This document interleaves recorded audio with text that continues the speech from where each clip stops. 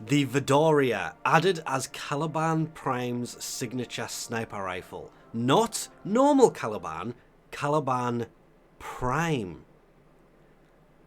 I don't know why that eye is there. It is very weird looking, but it does in fact have an eye on it. Somebody let me know in the comment section. Why is that there? I've looked everywhere. There's no real reason for it. But this thing has some great perks to it. Like your lack of ability to have a scope, but when you do manage to realise where the reticle is and hit an enemy... Oh yeah, that happened. I will catch that. Really? Out of all the things, that's what I hit? These are level 205. That is great. It survived the first shot, but then the lightning came down and finished it off. It doesn't just hit other allies, it hits the enemy that you've hit, which means there is no way I'm going to get you. I missed. I missed again. Oh, come on, I've got no crosshair here. Right, hit you. Please hit that one with lightning. Ah, yes. When you hit an enemy, and I'm trying not to kill the enemies in case you're wondering why I'm not aiming for the head on the ones I actually am hitting. As you can see, that one was one shot. This one's taken one and is still alive. Whereas enemies hit by this, there is a percentage chance, it is way smaller than it really needs to be, as you can probably guess at this point in the video, that enemies around them can also be struck by lightning. I think they referred to this as lightning rods. One of the best features of this is, of course, the fact it only has a 12-hour build time. It does require a receiver, barrels, stock, and the actual blueprint, so it's 4 parts and 10 Aroken cells, but 12 hours. So you can set it off to build, go to bed, and when you wake up, it'll probably be finished. Well, not unless, of course, you sleep for 12 hours, but if you... Yeah, you know what I mean, you set it off one night, it's ready in the morning. This thing originally just came with the V and the dash polarity, with the dash in the Exiler slot. If you wish to use it, I believe I have unlocked it, I have. You can, of course, put in an arcane in it if you want, but no tau damage, which I thought was weird of this thing. You're not going to do it, are you? Right, the lightning struck this guy for 29, 31. Why did I even question that? It was 29,031. My brain got the numbers backwards for some reason. Either way, 29,031. I hit you for half that. Charged attack is about the same. What I did find funny, however, was the fact that the crit damage is 50% more when you zoom in, which takes it to about 8 times the damage, but when it actually does kick in with the crit, it's doing about half of what it should be doing damage number-wise. This math did not add up to me in the slightest.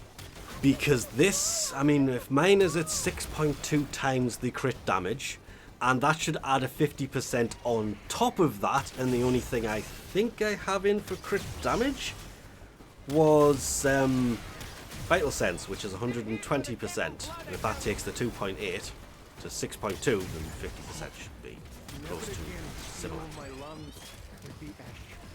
Yeah, because the galvanized scope that I have in there is 120% crit chance while aiming for 12 seconds on kill, plus 40% crit chance.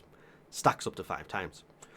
Oh, that is why I was starting to do more damage when I actually killed an enemy and then was shooting another one. It was doing way more damage than it was before, which also makes less sense considering it's crit chance that's increased, not crit damage.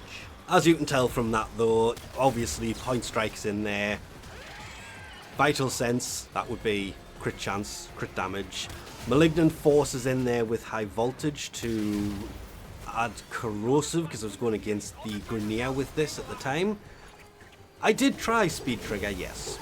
Increasing the fire rate helps this thing a lot, but a lot of people will tell you to fit damaging mods in there instead.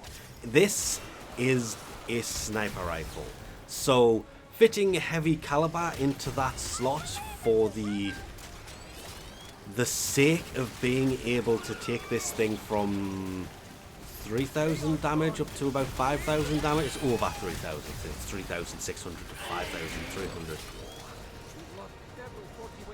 Doesn't help when you can't hit what you're aiming at. I did in fact throw ammo drum in this. It's a sniper rifle, meaning it has obviously the use of sniper ammo, which either run an ammo mutating something or throw ammo drum on there. It'll do the similar kind of thing and add 90% to maximum ammo. But since people like the fact that they want as much information as they can have here, this thing has a 30% chance to spawn 0 lightning strikes, 17.5% chance to spawn 1, 35% chance of spawning 2 lightning strikes, and 17.5% chance to spawn 3 lightning strikes. So really you want that 17.5%, but there is a 60% chance it will spawn lightning strikes. So where this video started and I didn't get one from 2 separate shots, people say that when I over exaggerate how unlucky I am at drops and everything else in this game. Yeah, 60% chance to create lightning. Do not fit primed firestorm. This does not work. Multi-shot does work, meaning each individual hit has a chance to spawn the lightning, increasing that 17.5% chance of getting 3 strikes. It will basically double it, sometimes triple it, but it will only take it to 2.5 using these mods. So there are lots of different ways of actually building this thing over what I use. I do have a multi-shot build on it, but I sacrificed status for it, and when using it with Caliban you are better off with status, and the easiest way to put it would simply be leaving high voltage in there so it's still technically doing electrical, or swapping that for any of the other ones, because it will kind of combine the two anyway. It's innate electrical, and then whatever else you put in there, throwing multi-shot on top, does increase the damage, but only if it actually shoots the second and third round. And you do sacrifice a lot of the status to be able to get it to this point. So build it for crit, build it for status, whichever you do, this thing still works quite well. I would say keep speed trigger in there, because being able to increase the charge up time is great. I love the fact that when you hold it, it holds the charge instead of just discharging when it's full. That was the biggest thing that had me worried about this when they said it was a charged attack weapon. If it auto discharges, that can be really problematic. And it doesn't, which is great. Only real downside to it is it's a sniper rifle. It uses sniper ammo. It has a low ammo max of 72 and the magazine is 16, which is classed as below average, but still fine for a weapon you're not going to be firing quickly. Bar that, it's easy to get a hold of the parts for it, it's easy enough to build, there is no standard variation of it, meaning they may do one, but it'll have to be worse than this, and Digital Extreme don't tend to do that. Hence we don't have a normal Gotva, we've just got this, the Gotva Prime even. And this, hopefully we'll never get one, but may have a stronger variation if they do that in the future. But in the meantime, may have very low Riven disposition, being 1 out of 5.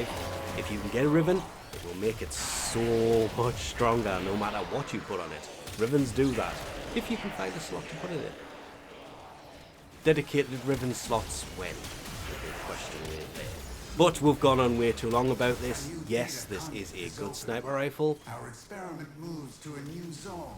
I wouldn't say the best of the sniper rifles, but it is up there.